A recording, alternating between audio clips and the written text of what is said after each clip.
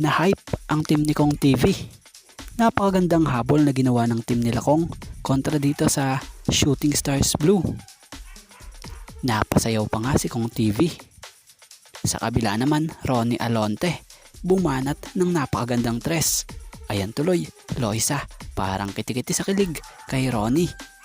So laban ng Shooting Stars Blue kontra dito sa team ni Kong TV na unbelievable.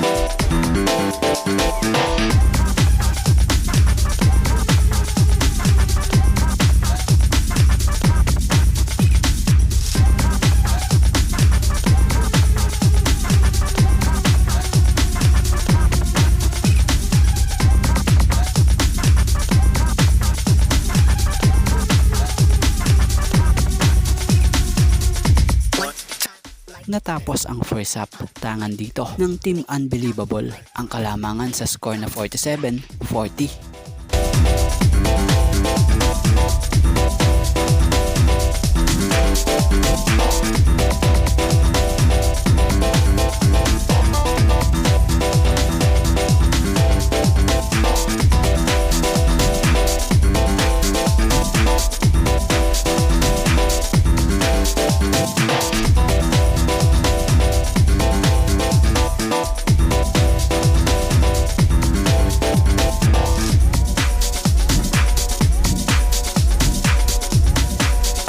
Natapos ang laro, natalo ang team ni Kong TV na Team Unbelievable at nakuha ng team na Shooting Stars Blue ang panalo sa final score na 88-76 kung saan pinangunahan ni Ronnie Alonte ang Star Magic Shooting Stars Blue na kumamada ng 27 points.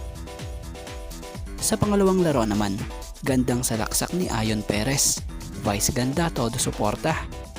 Gandang sidestep ni Lanscar. Ronnie Alonte versus Lanscar. Binigyan ng siko ni Ronnie Alonte si Car. Ronnie Alonte bumawi, pilit na inihahabol at inilalaban ang Team It's Showtime. Laban ng Team It's Showtime kontra dito sa team ng Shooting Stars Red sa Star Magic All Stars.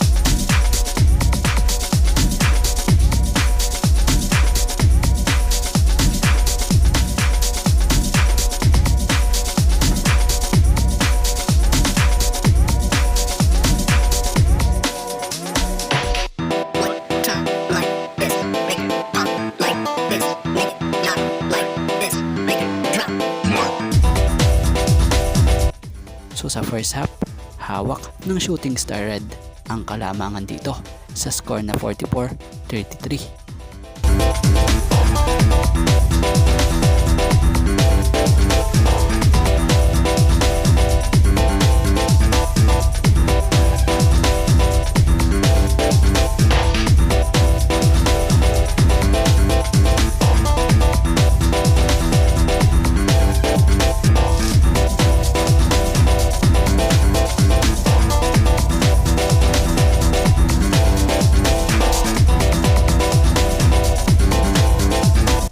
So natapos ang laro, panalo ang team ng Shooting Star Red kontra dito sa team ng Team It's Showtime.